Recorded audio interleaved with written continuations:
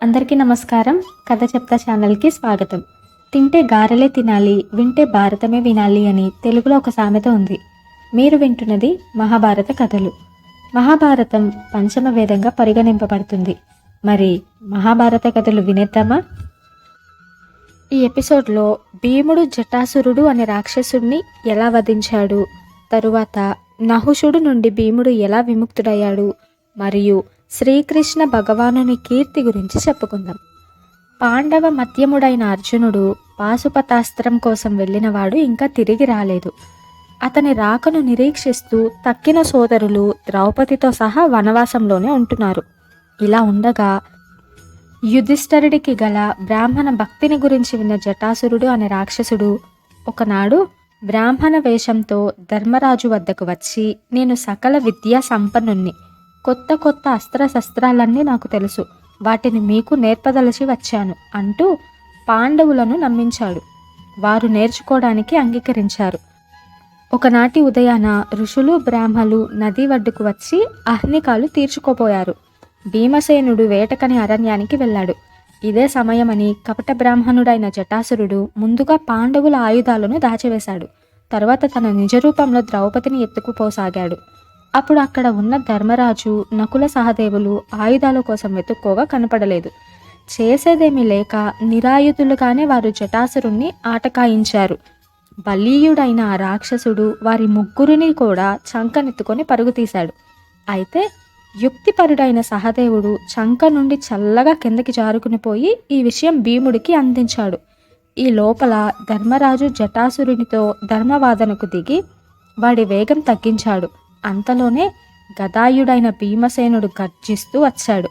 అది చూసి జటాసురుడు ధర్మరాజుని, నకులుణ్ణి జారవిడిచి ద్రౌపదిని మట్టుకు ఎత్తుకొని ఆకాశానికి లంఘించాడు.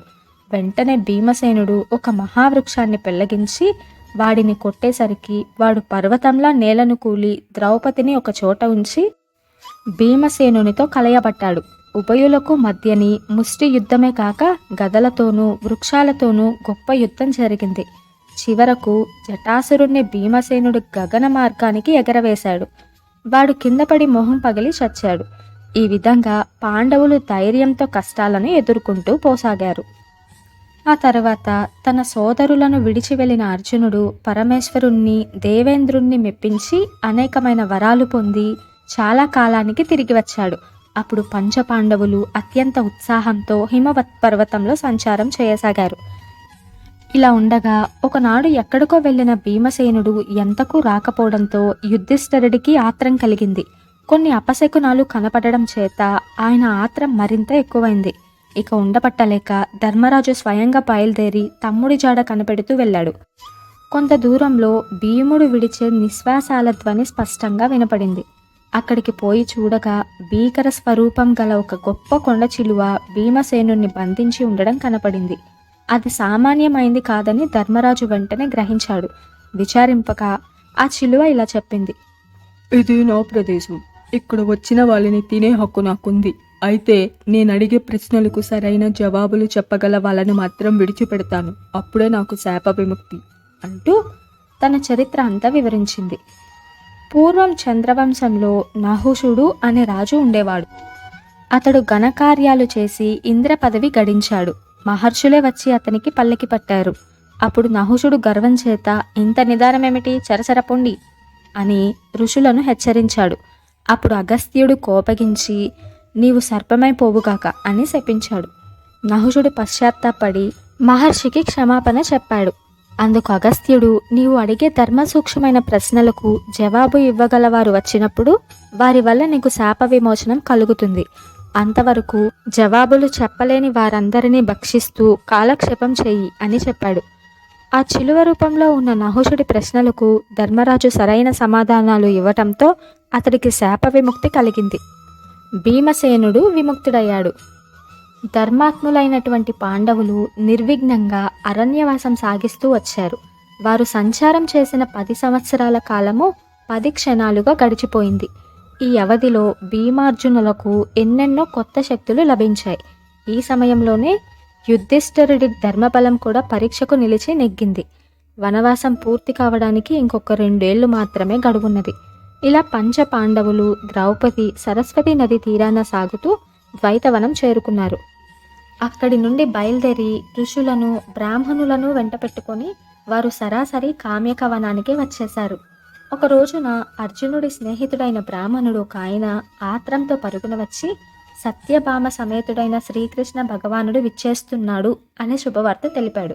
పాండవులు సంతోషభరితులై ఆపద్బాంధవుడైన శ్రీకృష్ణునికి ఎదురు వెళ్ళి అత్యంత ఆదరంతోనూ భక్తితోనూ స్వాగతమిచ్చారు.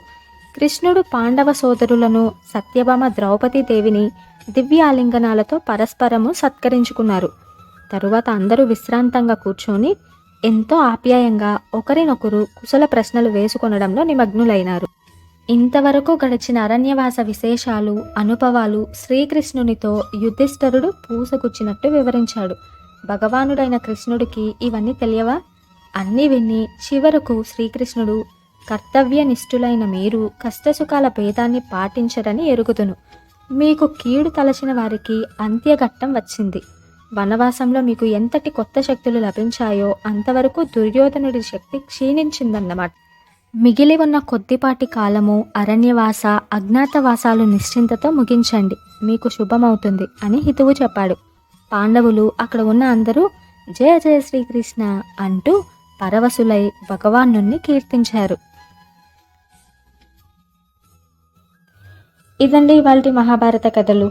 మీకు ఈ పాడ్కాస్ట్ నచ్చినట్టయితే ఛానల్ని సబ్స్క్రైబ్ చేయండి, లైక్ చేయండి అండ్ అందరికీ షేర్ చేయండి. మహాభారతం ఇలా షార్ట్ స్టోరీస్గా కాకుండా మొదటి నుండి వినాలనుకుంటే కామెంట్ డ్రాప్ చేయండి, మహాభారతం పాడ్కాస్ట్ చేస్తాను.